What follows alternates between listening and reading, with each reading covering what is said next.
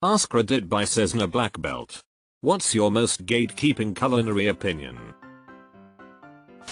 If you change a recipe when you make it, you are not allowed to rate it in the reviews without making the original. Nothing worse than someone rambling about the 14 changes they made to a recipe, and then giving it a 3-star. I was literally just thinking about that today. I made a recipe from a site that I have made probably 24 times.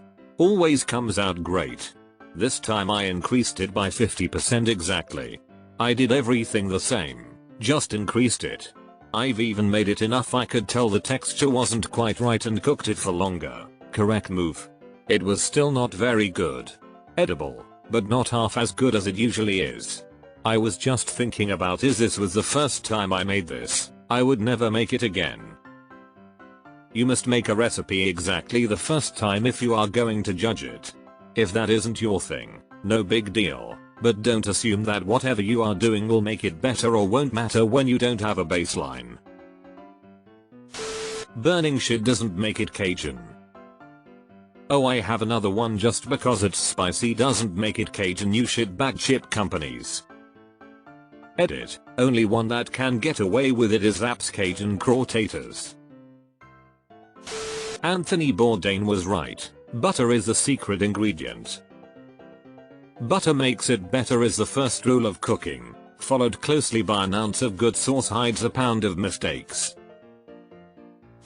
I think everyone, both food service workers and general public, should take a food safety course. Deleted. Most people's knives are so dull as to be next to useless. I got a sharpening stone a couple of years ago after getting a really good knife for Christmas. It makes a huge difference. There's nothing more tedious and demotivating than trying to cut vegetables and meat with a blunt kitchen knife. If you don't allow chicken to brown when you're pan frying it, just don't. A lot of people don't realize you shouldn't crowd your meat when you're browning it. Wash your filthy hands. I don't want food poisoning again. Also, if you use a glass cutting board, we can't be friends. Similarly, I'd take a gloveless kitchen with cooks who care about hygiene any day of the week over people thinking gloves absolve you of needing to wash your hands. You cannot trust your oven thermometer. Get a separate one and use it to calibrate your oven. Mine will tell me it's hot about 100 degrees before it's actually at temp. Very annoying. When my family moved into our new house we didn't know this was a thing. We didn't realize what was happening until we baked half a bowl of cookie dough, only for them to need several minutes more than the directions said. Then we baked the second half of the bowl for that long and they were nearly burnt by the time we pulled them out. I've done many a BBQ contest back home in Texas. The best wood to use in my opinion is pecan. My gatekeeping, the worst tasting wood is liquid smoke. Celery is not just as good when used as a replacement for onion. Will, you fucking monster. IDK Hoolies, but fuck Will. Freshly ground black pepper is so much better than pre-ground, like the stuff in shakers at restaurants. That was one of the weirder takeaways from the Franklin Barbecue Cookbook. He actually prefers pepper that has lost some of its edge from being aged after grinding. Lemon and lime have two very different flavors. My entire family seems to think that they taste the same and will substitute one for another. There are plenty of times where one will do in a pinch if you don't have the other, but does your entire family lack taste buds?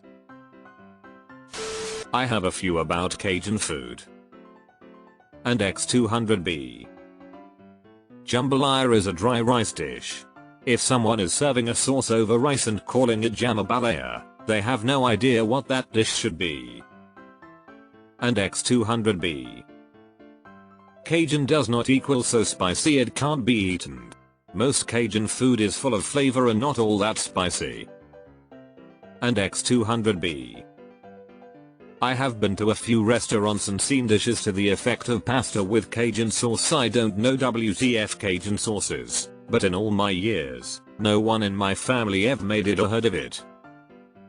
Cajun sauce, that's what a meth head in Ville Platte calls his sperm. If you can't take a full bite of your sandwich or burger in one go, it is a fundamental failure.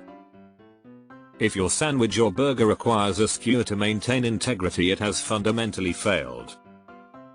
If you want more filling, scale horizontally, not vertically.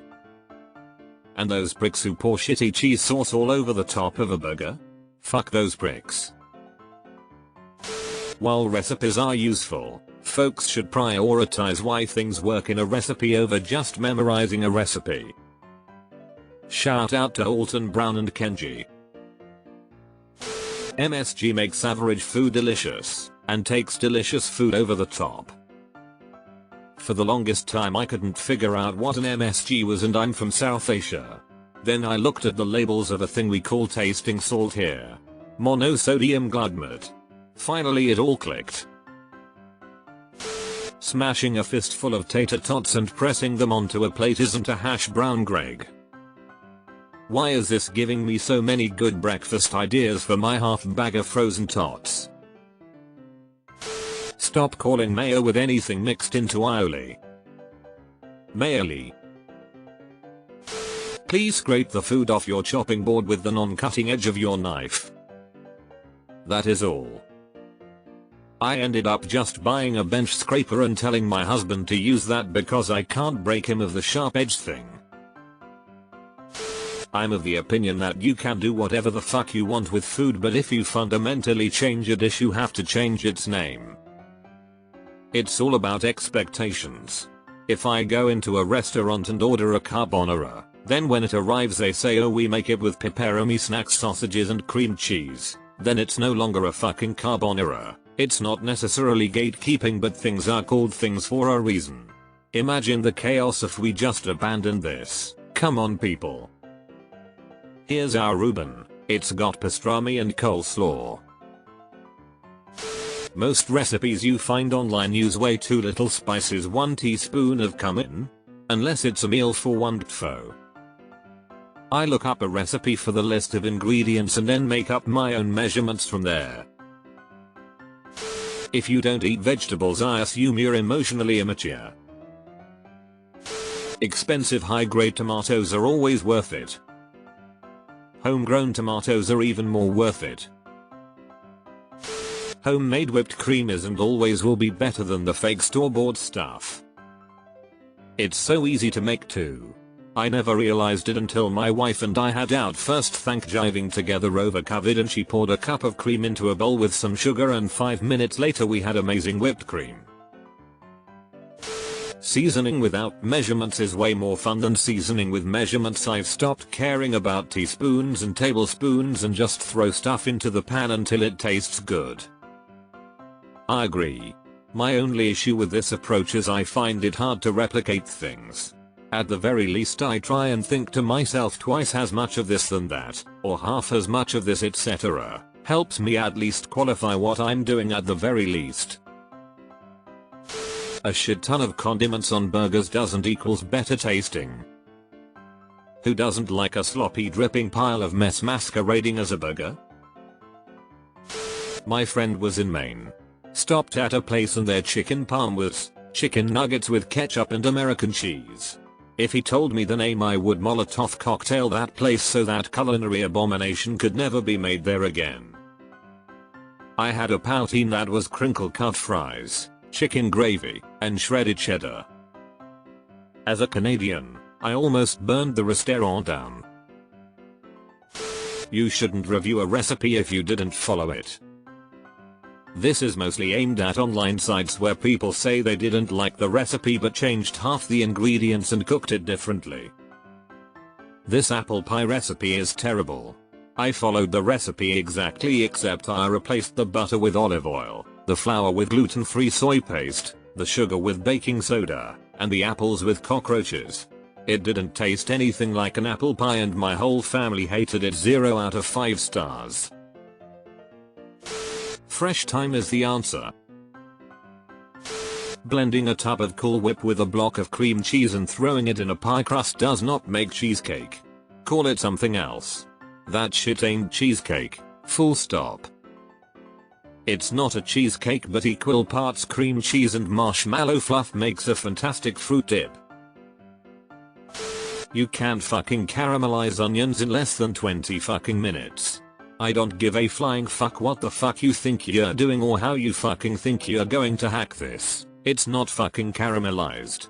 It just fucking isn't. Angry Ramsay exit. Hammerlize HTML. Grilled cheese must be buttery. I'm a shit cook. My wife is an excellent cook, raised by a trained chef. She'll tell you I make the best grilled cheese on this planet. My secret? I thoroughly cover both sides of each bread slice in melted butter before cooking. It absolutely should be buttery. Life is too short for bad bread. I refuse to buy it in those Wonder Bread type sleeves in the durable baked goods aisle. I always go for the naturally leavened loaves in the bakery. They don't last as long, but you can keep them frozen and thaw slices as needed. I started making my own bread. It was different, but enjoyable. I got lazy and bought my favorite brand of bread and made a sandwich. Suddenly, store bread is wrong. Too fluffy? Spongy? Now, I'm too lazy to make bread regularly, but can't stand store-bought. I played myself. One piece of garlic is never enough. I double the garlic a recipe calls for and add a clove. People eat the fast versions of food for different reasons than the authentic versions of food. People don't eat Kraft mac and cheese and expect it to be the best they've ever had. They eat it because it's easier to make than an actual homemade mac and cheese. Sometimes your brain just craves the weird powdered cheese flavor from Kraft, and sometimes it wants the real cheese flavors that come from homemade mac and cheese. Both can be good in their own categories, but shaming people for eating non-authentic versions of food is just weird and elitist. Edit cause people keep saying it. I'm aware that this isn't gatekeeping. I typed this out and posted it without realizing that I mixed up gatekeeping and controversial. Both questions come up on this sub so often that I didn't even think about the difference until a few people pointed it out. For me, it's instant noodle soup. I barely eat soup. I am not going to cook a pot that lasts me a week. Just make my 1 cup of instant, eat it, won't crave soup for another month. 99% of the flour tortillas sold in US grocery stores are preservative-filled trash and ruin whatever Mexican dish they're used in. Good tortillas should only have like 4 ingredients: water, flour, salt, lard oil. The only exceptions are the raw tortillas made by Tortilla Land and a few other companies. But mass-produced tortillas taste like rubber and chemicals to me. I hate them. Mixed greens is not an acceptable substitute for lettuce, iceberg, romaine, green leaf, butter, on a hamburger. The point of the lettuce is for texture, so you want a mild flavor and high crispiness. Mixed green misses the mark on both points. Casserole is a perfectly fine way to meal prep, and while some can be bland or TikTok bait, they are often hella good. I love a good casserole. So warm, filling, and easy to make. What's your favorite one? Edit, putting my favorite casserole since everyone else answered. My husband made this when we were first dating and I love it. California blend casserole. https://www.askreddit.recipes/lattice-top-chicken-stew/close bracket. Shepherd's pie with beef isn't shepherd's pie. It's cottage pie. My favorite thing to do with Thanksgiving leftovers is a shepherd's pie, but with turkey. Not sure what you'd call it. Poulterer's pie? Anyway, I love it. Enchiladas are old, not stacked. Well, they're two different things. There is a thing called enchiladas montadas in Spanish that literally means stacked enchiladas. It's good, just different. I think the bigger thing for me is, enchiladas must be con tortillas, not flour. Flour gets gummy when used for enchiladas and I hate it and don't know any fellow Mexis that would ever do it that way. Something isn't immediately poutine simply because you put random food item atop a plate of fries. And if you use shredded cheese instead of curds, it is simply called an abomination. Measure garlic with your heart. And the average heart weighs 330 grams, 0.72 pounds, so you can go with that. Learn the 5 mother sauces. People will start to think you're a gourmet chef. What are the 5 mother sauces? Posting a video on social media of cooking some stupid crap like Kraft mac and cheese, throwing it into a pan, topped with crushed spicy Cheetos, and throwing the video on social media with a bunch of hashtags is not a food hack, and it does not mean you can cook. Quite the opposite, imo. On the other hand, people slam TikTok recipes, but a lot of them give you the info a 4-page website recipe does in 30 seconds with better visual cues for how to do it. Burn marks from taking food out of the oven with just a thin towel. Your bare hands are not badges of honor. Protect yourself and wear some damn gloves. So you've been hanging out with some psycho who does this? I worked in professional kitchens for years, and while some workers do in fact develop the ability to handle hot things very briefly without getting burned, if something leaves actual burn marks on your hands, it's a sign to use a damned pot holder next time. If you put cream into your carbonara, it is not carbonara anymore. But if you put ham in it, it's closer to a British carbonara. Tin foil can be used both ways. It makes no difference. The smooth and matte sides are from the manufacturing process. Found the guy who's never smoked heroin. If something's missing and you can't put your finger on it, it's acid. Add lemon, vinegar, etc.